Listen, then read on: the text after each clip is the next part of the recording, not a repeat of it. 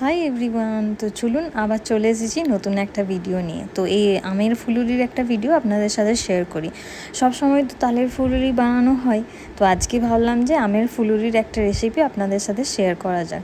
তো এখানে আমগুলোকে কেটে নিয়েছিলাম, দিয়ে আমগুলোকে খোলা থেকে ছাড়িয়ে আমের পাল্পটা বার করে নেবো। দিয়ে মিক্সিতে ভালো করে ঘুরিয়ে নিয়েছি, আমের পাল্পটা রেডি হয়ে গেছে। তো এরপর এই ব্যাটারটা কীভাবে বানাই সেটা দেখে নিন। ফার্স্টে দিয়ে দিলাম আমের পাল্পটা, তার সাথে দিয়েছি চিনি আর একটুখানি নারকেল কোড়া কিনে নিয়ে এসেছিলাম অনলাইনে, সেটাই এখানে দিয়ে দিলাম। দেখে পুরো খোয়া খোয়া লাগছে না, কিন্তু এটা নারকেল, তো নারকেল কোড়া। তার মধ্যে দিলাম আটা আর একটুখানি দিয়েছি চালের গুঁড়ি, দিয়ে ভালো করে ব্যাটারটাকে মিক্সড করে নিয়েছি। আর দিলাম একটুখানি কালো জিরে আর নুন, সব কিছু দিয়ে নেওয়ার পর ভালো করে একটু মোটা মোটা করে মাখিয়ে নিয়েছি। বেশি পাতলা হলে তো ফুলুরিগুলো দেওয়া যাবে না, সেই জন্য একটু মোটা করে বানিয়ে নিয়েছি ব্যাটারটাকে।